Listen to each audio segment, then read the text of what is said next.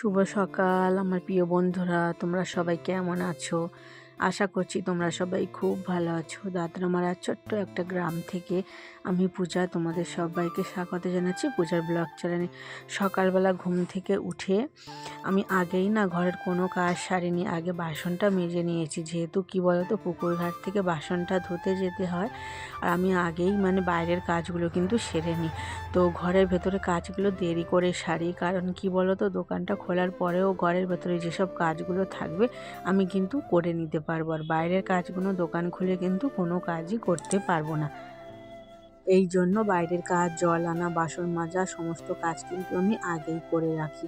এখন দেখো, কালকে রাতে রান্না করেছিলাম, আর এই কাঠগুলো দেখো উঁতো দিয়ে দিয়েছিলাম। কাঠগুলো না বাজার থেকে কিনে আনা হয়েছিল, তো কাঠগুলো 280 টাকা করে মন নিয়েছে।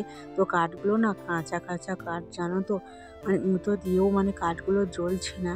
তো কাঠগুলো প্লাস্টিক দিয়ে ধরানোর পরেও কাঠগুলো থেকে না রস বের হচ্ছে।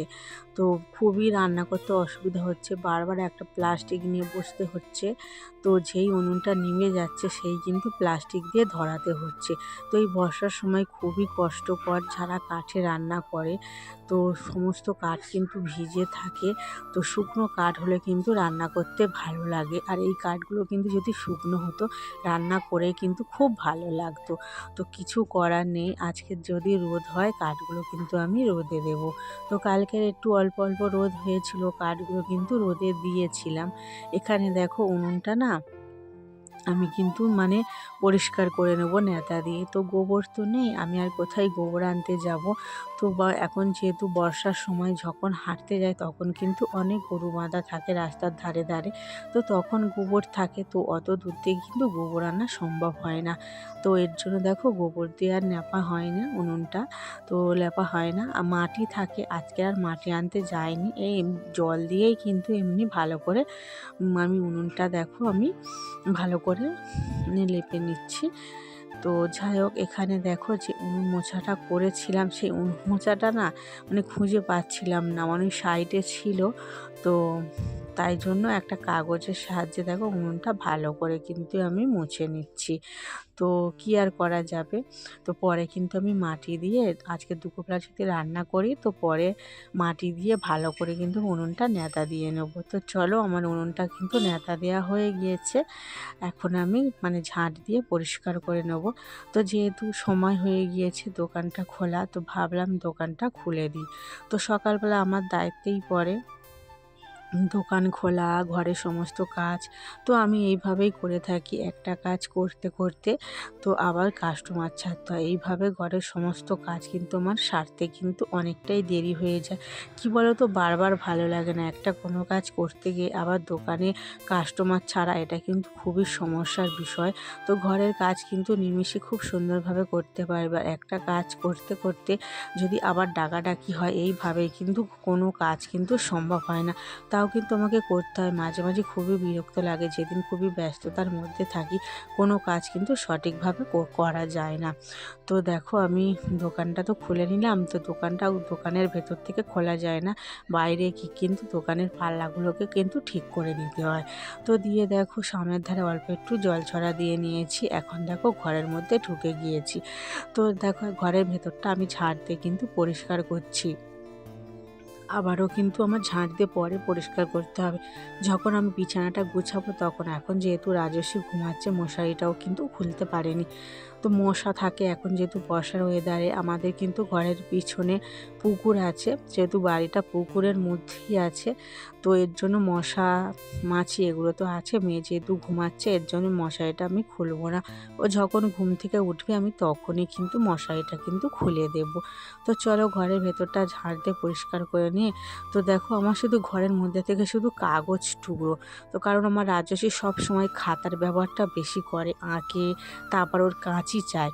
ও অন্য কিছু কিন্তু খেলনালে খেলে না, ওর কাঁচি, খাতা, পেন এইগুলোই চায়। কোনো রকম আঁকে, আবার কোনো কিছু ফোনে দেখে দেখে নানা রকম খাতাটা মধ্যেখান থেকে কেটে ঘর বানিয়ে নানা রকম পুতুল কাগজ দিয়ে বানা, এইসব কিন্তু ও খেলা করে থাকে।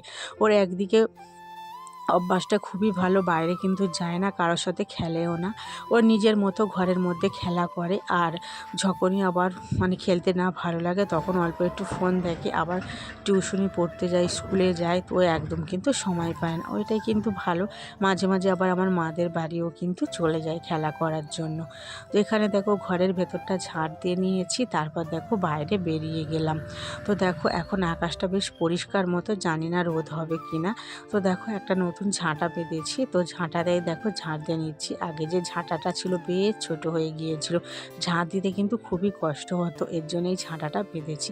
তো সমস্ত কাগজ ধুলো আমি দেখো ঝাঁট দিয়ে কিন্তু পরিষ্কার করে নিলাম, আর ঝাঁটাটা থাকে বাইরে। তো জায়গার জিনিস জায়গায় রেখে দিয়ে পুকুর ঘাটে থেকে হাত মুখ কিন্তু ধুয়ে এসেছি। এসে যেহেতু বরমশাইয়ের জন্য চা বসাবো, তো এর জন্য দেখো আমি গ্যাসটা জ্বালিয়ে নিলাম। তো অনেক দিন পরে আমাদের গ্যাসটা কিন্তু ভরা হয়েছে, প্রায় 5 থেকে 6 মাস পর 3 কিলো গ্যাস কিন্তু ভরা হয়েছে। এখন যে লুজ গ্যাসের কিলো 150 টাকা করে।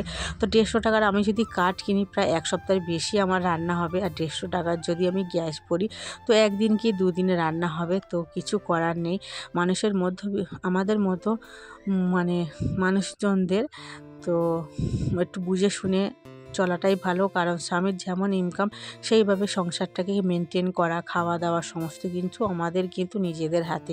আমরাই যদি স্বামীর ওপর আবার রাগারাগি করি বা সে বা কোথায় পাইবে বলো। তার তো তেমন একটা ইনকাম না। আমাদের এই ছোট্টখাটো দোকান আর ফুচকা, যেহেতু বর্ষার ওয়েদারে আর ফুচকা তেমন একটা বিক্রি করতে যেতে পারে না। কোনো সময় সপ্তাহে 3 দিন, কোনো সময় 4 দিন এইভাবে। তো যাই হোক, এখানে দেখো আমি দুধটা দেখো গরম জলের মধ্যে একেবারেই কিন্তু গামলার মধ্যে কিন্তু আমি গুলে নিই। এই ডাবুর সাহায্যে আলাদা করে কোনো গ্লাস বা বাটিতে করে দুধটা কিন্তু আমি গুলিয়ে নিই না। তো এখানে দুধটা ফোটার অপেক্ষা, তারপর কিন্তু এর মধ্যে আমি চিনি আর চা পাতা দেবো। এই সকালবেলায় চাটা বানাচ্ছি, কারণ আমরা আজকে চাটা 3 জনেই খাবো। আর মেয়ে আবার একটা জায়গায় কিন্তু ঘুরতে যাবে, ওকে আবার রেডি করাতে হবে। ওকে চাটা বসিয়ে দিয়ে ওকে কিন্তু তাড়াতাড়ি করে ডেকে ব্রাশটা আর মাজনটা দিয়ে দিয়েছি। তো চাটা এদিকে আমার ফুটে গিয়েছে চাটা। আর সকাল থেকে না লাইনটা জিরো হয়ে আছে, এর জন্য অন্ধকার অন্ধকার ভাব আছে, তোমার ভিডিওর মধ্যে দেখতে পাচ্ছ। একটু ম্যানেজ করে দেখো সবাই ভিডিওটা। চাটা দেখো আমার ফুটে গিয়েছে, কিছুক্ষণ ফোটাবো, তারপর কিন্তু নামিয়ে নেব। তো তারপর দেখো রাজস্বী তো ওকে জোর করে তুলে দিলাম, ওকে ব্রাশ মাজনটা দিয়েছি, ও রাস্তায় ব্রাশ করছে। এখন আমি দেখো মশারিটা আমি কিন্তু খুলে বিছানাটা গুছিয়ে নেবো। বিছানাটা কি হাল দেখেছো, সারাক্ষণ রাজস্বী কিন্তু এই তোক্তারার মধ্যে খেলা করে, বাইরে যেহেতু খেলতে যায় না, তোমাদেরকে বললাম। তো ও সবসময় না বিছানার চাদরটা কিন্তু ওলটপালট হয়ে যায়। 2 থেকে 3 দিন পর পর কিন্তু আমার বিছানার চাদরটা কিন্তু পাল্টাতেই আমার হয়। তো এখানে ওদের মেয়ে আর বাবার কিন্তু রাতে কিন্তু এই ব্ল্যাঙ্কেটটা চায় ওদের গায়ে দেওয়ার জন্য। তো মেয়ে ডাকছিল আমাকে, মেয়েকে আমি কি বলছিলাম আমার মনে ছিল না, যেহেতু আমি তোমাদের সাথে কালকে ভিডিও কোনো আপলোড দিতে পারিনি, কারণ মনটা ভীষণই খারাপ, ভিডিওটা এডিট করার সময়ও পাই না। কি বলো তো, এখন যেহেতু আস্তে আস্তে দিনটা কিন্তু অনেকটা ছোট হয়ে আসছে, তো সময়ের অভাবে কাজগুলো কিন্তু ঠিকমতো হয় না। আরও কিন্তু 2 দিন পরে কিন্তু দিনটা আরও কিন্তু ছোট হয়ে যাবে থেকে থেকে, তোমাদের দেখবে সমস্ত কাজ কিন্তু আর ঠিকমতো গুছিয়ে করতে পারবে না। তো জানি না কিভাবে যে টাইমটা চলে যাচ্ছে। আর এখানে দেখো মেয়েকে একদম রেডি করিয়ে দিয়েছি, ওকে দেখো জামাটা পরে কেমন লাগছে তোমরা কিন্তু অবশ্যই জানি। ওর জন্য দেখো ওই ব্যাগে কিন্তু খাবার দিয়েছি, আমার মায়ের সাথে যাচ্ছে, চলে আসবে।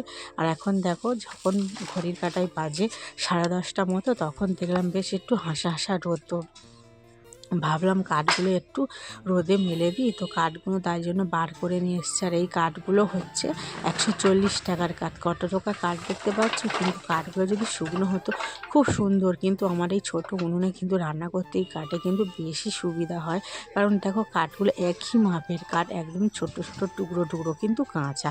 কিছু করার নেই, এত 300 টাকার কোলে কিন্তু কিলো মন নিচ্ছে, তাও কিন্তু কাঠ শুকনো হচ্ছে না। গ্যাসের মতন এই বর্ষার সময় রান্না করে কোথাও কিন্তু তুমি শান্তি পাবে না।